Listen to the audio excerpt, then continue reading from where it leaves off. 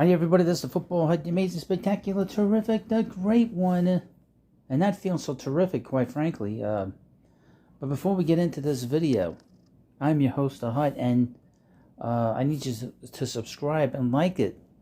But here's the thing. It seems that the Giants and Saquon Barkley did not sign a contract on Monday.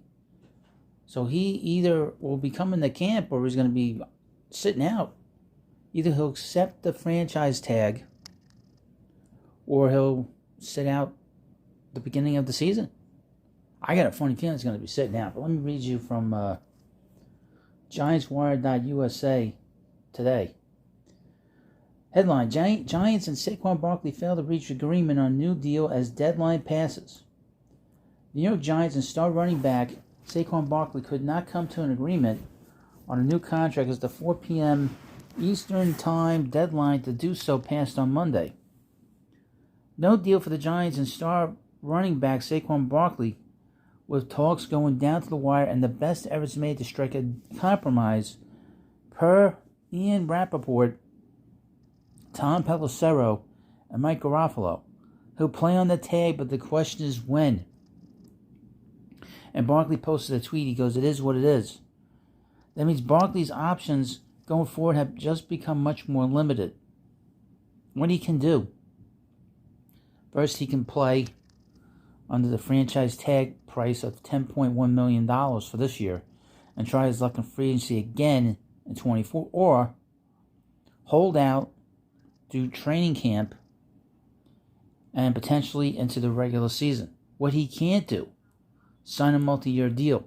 He can only sign a one-year deal with the Giants. But the Giants hold most of the cards here. They can simply not move off of their position.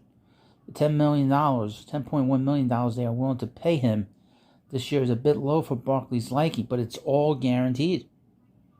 The Giants also had the option of using the franchise tag on Barkley again next year, but it would be a bit more costly to do so, around $13 million. If you're doing the math, that's $23 million guaranteed over the next 2 years, which many experts believe is fair for a player who has had a history of injuries and plays a position that many teams utilize multiple players, a committee approach, instead of a bell cow back. The Giants don't have a lot of solutions in their backfield right now to defray the loss of Barkley should he hold out. Veterans Matt Breida and Gary Brightwell and rookie Eric Gray are their top options, or their other options. They could also sign a free agent to supplement that group. At that point, Barkley would have until November 14th to sign if he's to play at all this season. So the next deadline really for him to play is in another 4 months. This is a big problem, both for him and the Giants. I would say that both sides are at fault here for this not getting done. But Barkley has a contract, and either he'll play or he doesn't play. And the fact is the Giants weren't willing to budge on the money, but then at the same time, as this article says, running backs do not get big money, and he's been injured. So this is really on both sides, quite frankly. I don't know what to expect in this situation. You let me know what you think about that in the comments section. I really don't know. Because the Giants did everything right this offseason. And this has sort of been the thing looming over them. This dark cloud looming over the whole team has been his contract status. They signed Daniel Jones, as you know, to a 4-year deal after they didn't pick up his 5th-year option as a rookie. And they let him play out the year.